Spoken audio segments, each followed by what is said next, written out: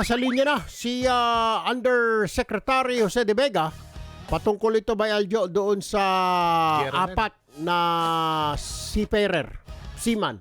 Diyan tayo sa Iran eh. Na ngayon ay actually, hindi naman ito hostage. Nasa kustodiya ng Iran matapos makuha doon sa isang barko na galit yata ang Iran. MS Aris ba yun? Sa yun. Gulf of Hormuz? Kasi Israeli yung barko eh. Okay. Di ba may gera ngayon dyan? Gera. Israel at Iran. Yan na nga yung sinasabi ko ba, Aljo. Napakalayo natin. Ilang daang kilometro, libong kilometro. Damay pa rin ang mga Pilipino. Dahil mga seaman. Yeah.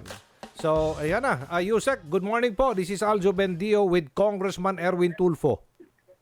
Good morning, gentlemen. Magandang umaga. Opo. Yusek, kumusta na po yung apat nating mga manglalayag, mga seafarer? Makakauwi na ba? Diyan sa parte ng Iran yata?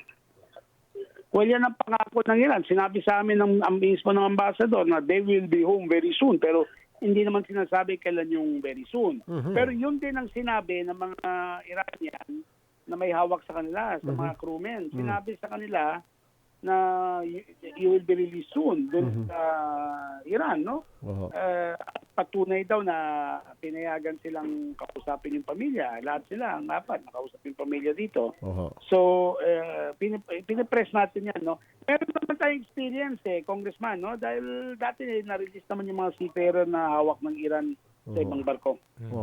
Alam ko malungkot talaga. Trabaho lang sa mga tao natin nadadamay dahil maling barko, kaaway ng Iran, kaya pati sila nasasama. Yun ho yung nakakalungkot dito, Yusek. But anyway, maganda naman po.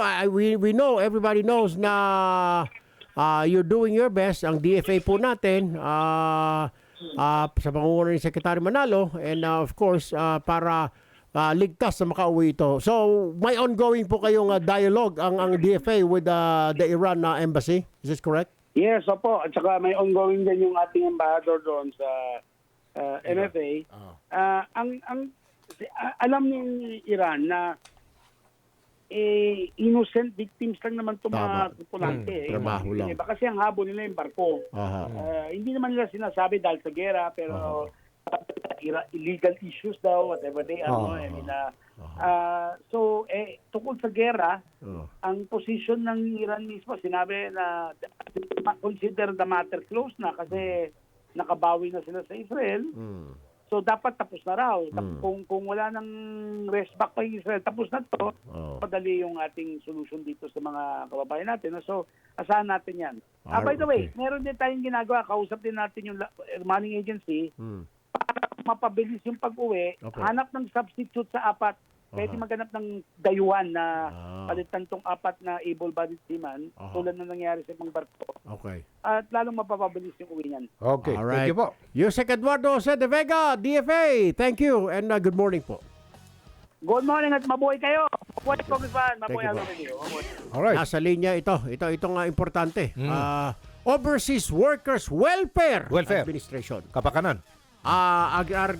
Administrator Arnel Ignacio, magandang umaga po, sir. This is Erwin Tulfo and Aljo Bendijo. Magandang umaga ko, Sir Aljo. Morning po. Kami ng DFA, we have a very tight working relationship. So habang ang DFA nagde-negotiate, kami naman dito sa parte ng mga pamilya, napuntahan na natin. Napakabilis naman. Bilis. Yes, unang araw pa lang yan, pinapuntahan na natin lahat ng pamilya. Para naman maramdaman nila na nandito ang government, hindi kayo iiwan. So, lahat yung apat. Yung pamilya ni Balmatero, Obenya, Ricardo, saka Tio Rica. Lahat na yan napuntahan natin and hindi tayo bumibitaw sa pagsama sa kanila dahil alam niyo naman yung ganitong sitwasyon mabigat. Naka-ready rin po ba ang OWA at anong klaseng assistance? Siyempre, definitely, sila'y uuwi na sa ating bansa at medyo matakot na ho ito, hindi nasasakay doon sa barko, mawawalan ho ito ng employment. Naka-ready po ba ang OWA para pansamantala matulungan ang pamilya nila? Ready na po kung ito hong apat na seafarer ay puro mga active OWA members. So yung full menu natin ng benefits magiging makakatulong sa kanila na malaki.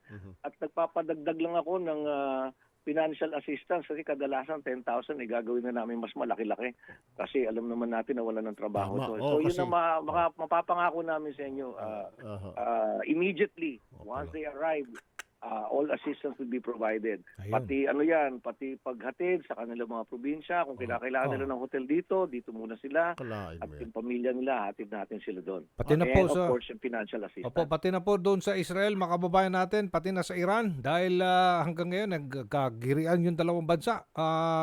OWA, Administrator Arnel. Yes, ako po, naka-standby na po ang contingency plan natin in case there will be a serious call for repatriation. We're ready. And Alright. salamat naman, of course, salamat sa inyo, Kong, sa mga tulong ninyo. Aha. Dahil nagkaroon kami ng malaking emergency repatriation fund at ito, mabilis namin nagagamit para sa ganitong sitwasyon. Meron kami kaagad pang gastos. Alam mo, Bay Aljo, di nagkamali si Pangulo na naglagay ng tao dito sa OWA. May Kaya parang kumbaga sa screw, ikaw talaga yung perfect na Salamat po.